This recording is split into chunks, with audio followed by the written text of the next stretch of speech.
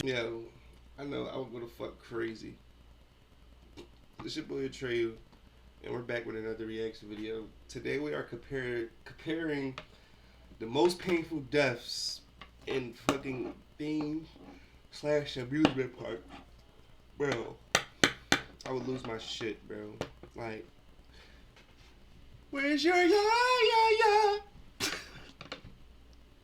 Bro, I don't want to subscribe. Raise your yeah. Joshua Smurfat, 12 years old, wanted to experience freefall, and he learned what it really meant. The boy went on the extreme ride Drop Zone and, at a height of 30 meters, suddenly slipped out of his seat, plummeting headfirst.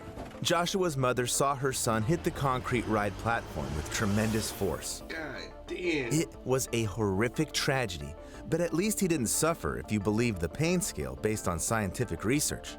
Falling from a height leading to instant death scores just 3 points. Meanwhile, the highest mark is 140. So how much pain can a place meant for fun really? Bro, at the same time, bro, he watched himself fall, bro. Like, he watched as he was hitting that ground, twin.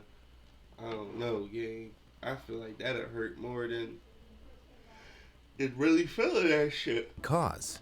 Viewer discretion is advised. For sure. I don't know about you, but for me, the most terrifying amusement ride has always been the swing ride. It gives me chills just watching it spin. But when it comes to the smooth rotation of globes from Nova Globes, I could honestly watch them spin forever. These globes are powered by light, activating hidden magnets inside, and they don't need any wires or charging. At movaglobes.com, you'll find globes of planets and moons from our solar system, star maps, famous works of art, and, of course, maps of Earth in various styles. In total, there are over 40 unique designs to choose from. And with the promo code ECHOES, you'll get 10% off your order. So just follow the link in the description below this video. And now, let me tell you some of the creepiest stories from amusement parks. June 9th, 1991, in the history of Kings Island Amusement Park in Ohio, is known as Black Sunday. Around 9 p.m., friends Timothy Benning and William Haithcote were strolling through the park's garden by the fountain pond. When I was a young boy, bro, I swear to God, I thought it was only 3 amusement parks in America. Six Flags, Donny Park, Clementon Park, and Hershey Park. Those 4, I thought those was the only joints in America. A lot of you not, bro. Six Flags was always the, you mean? Six Flags was the Walt Disney of the trenches type shit. Disney World of the trenches, bro. Like, if you went to Six Flags as a young boy and y'all stayed the whole day, oh yeah, you was bored, bro. Your folks was bored, twin. It was a hot and you came back with that big ass bottle? Yeah, you was bored. Evening, so Timothy decided to splash his friend with some water. As soon as he touched the water, his body stiffened, and he collapsed in the shallow end. Not understanding what happened, William rushed to help his friend, but immediately fell into the water as well. Minutes later, Kings Island employee Daryl Robertson noticed the 2 visitors strangely floating in the pond. As soon as he tried to help them, stepping into the water, he was struck by a powerful electric shock. It turned out that a cable powering the fountain pumps was damaged, turning the entire pond into a massive electric trap. Timothy Benning, who fell in first, survived, but Haithcote and Robertson, who rushed to help, died. On the pain scale, death by electric shock scores 36 points. However, amusement parks have even scarier dangers in store. On June 2nd, 1997, when 120 teenagers arrived at San Francisco's water park, employees suspected it would be a tough day, but it turned into a nightmare. The high schoolers were having a blast all day celebrating their upcoming graduation. When the administration announced it was time to head back to the buses, dozens of students rushed to the Bonsai Pipeline, a 23-meter-long winding slide with multiple tracks. A lifeguard shouted at them, saying they couldn't all go up at once for safety reasons. At least 33 of them tried to slide down together, and the slide collapsed, sending the students plummeting. They all fell from a height of over 20 meters. 6 students suffered severe injuries, but that wasn't the worst news. Amid the chaos and screams after the tragedy, one detail stood out: a girl lying in a pool of blood. Her chest was practically crushed from the impact, and she died just 45 minutes later. I guess during that time, the poor girl felt agony no less than a gunshot to the chest. Fuck yeah. And that's 43 points on the pain scale. God damn. On another continent, on October 25th, 2016, a different water ride brought even more agony to its visitors. That day, Kate Goodchild, along with her partner, Ruzi, and brother Luke, took her daughter to the popular Australian amusement park, Dreamworld. Around 2:20 p.m., they all went on the family ride, Thunder River Rapids. This ride is essentially an artificial river where rafts with visitors move along, surrounded by exciting scenery. The top speed on this ride is 45 kilometers per hour, and the entire ride lasts less than 4 minutes. Kate Goodchild's family, along with another woman and her son, who were in the same raft, were about to finish this short, fun journey when they saw an obstacle ahead. Another empty raft had gotten stuck at the end of the ride, blocking the path. It seemed like nothing bad would happen until Kate and the other woman threw their children out of the raft seconds before it collided with the other one and flipped over. 4 adult passengers were hurt in the collision, but were alive when they fell into the water beneath the Thunder River tracks.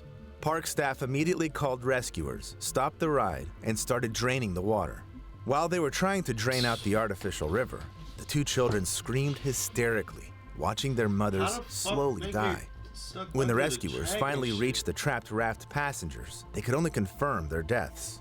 All 4 adults drowned, scoring 57 points on the pain scale. Bro, that's fucked But up, bro. if drowning isn't even halfway up the scale, what the heck is worse?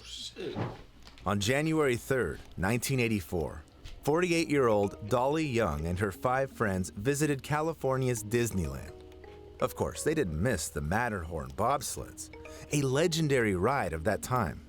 Around 3:30 p.m., all 6 friends took their seats in the bobsleds. Young sat alone.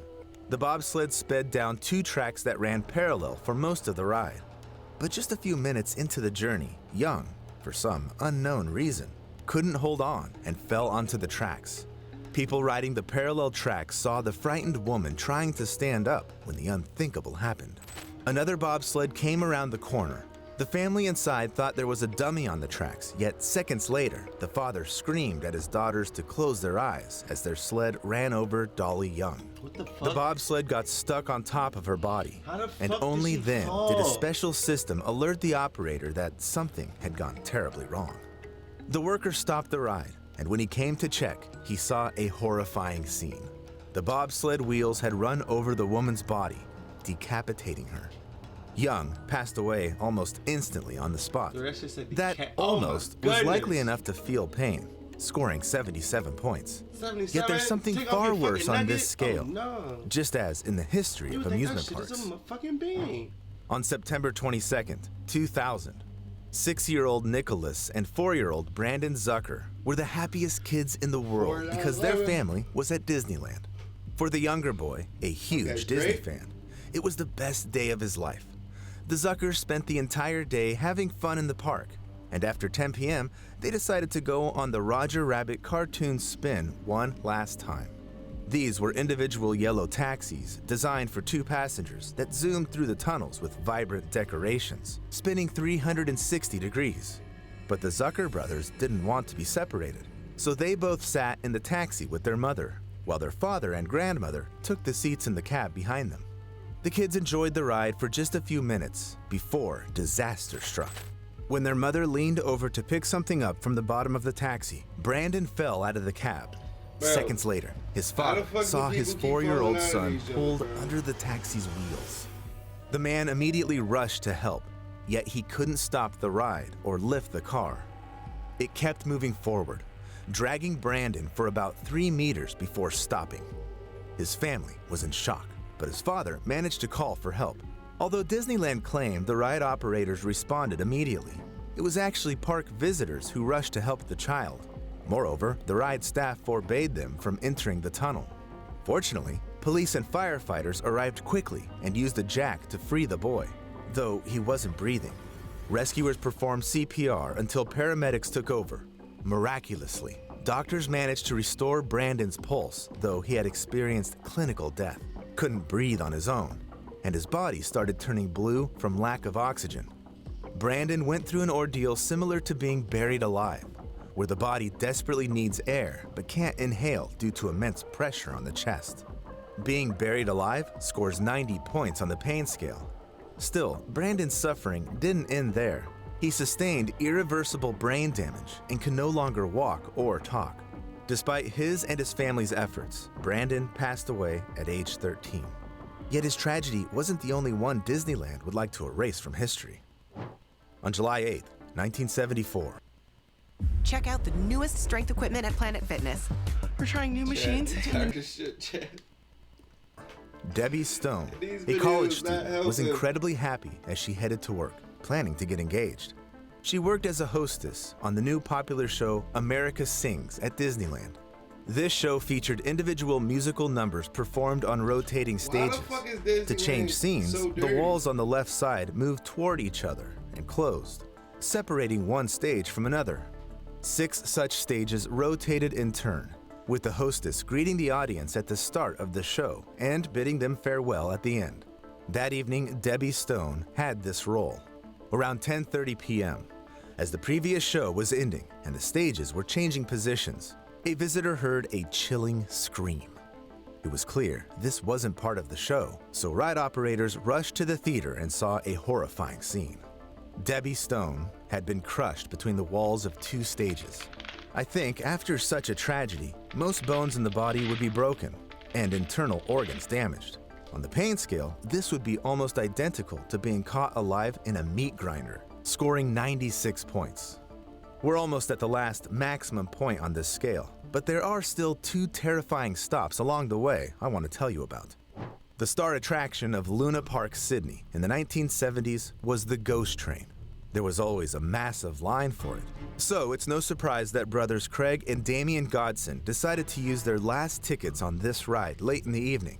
On June 9, 1979, when the line was almost gone, their dad, John, joined them while their mom, Jenny, opted to grab some ice cream and wait for them at the exit.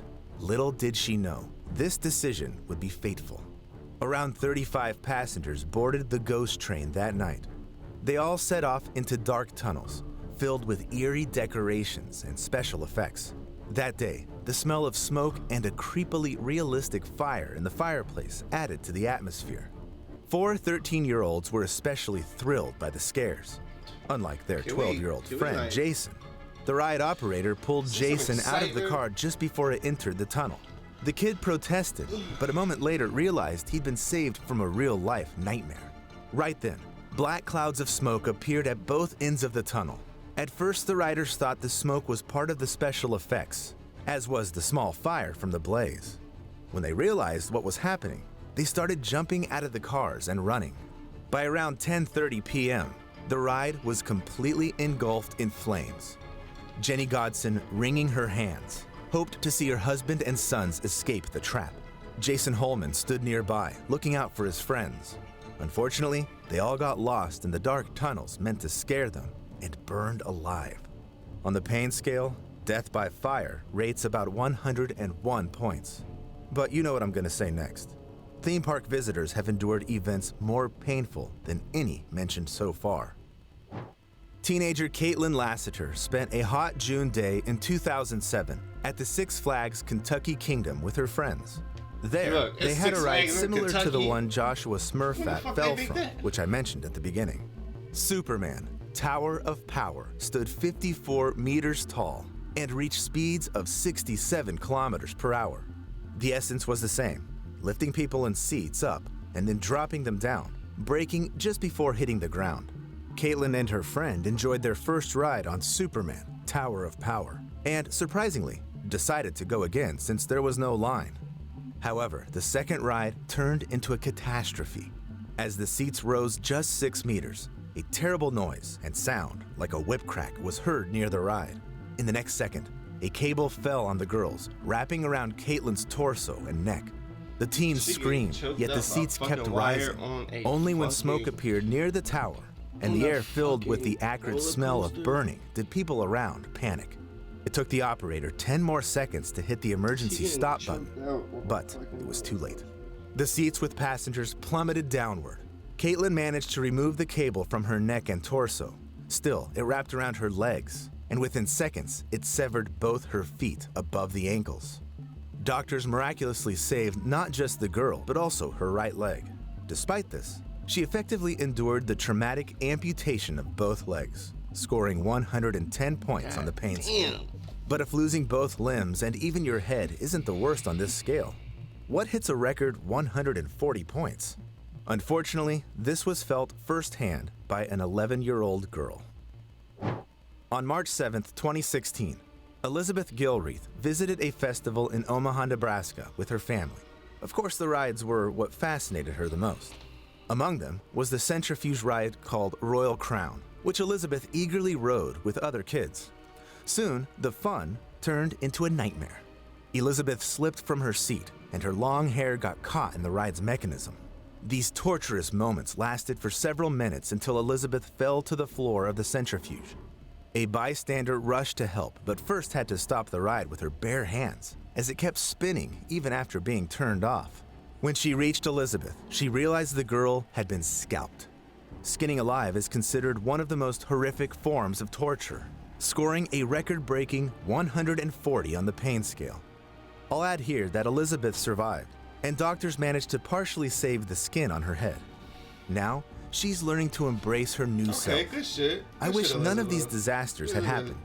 But if you want to know about the dangers lurking around without experience... I don't. That was enough. That was enough of the boring deaths. I'm very tired. I've been up for like fucking 36 hours. So yeah, we about to... I feel it. I'm about to be asleep within... It's 10:48 right now. I'm about to be asleep by 12 o'clock.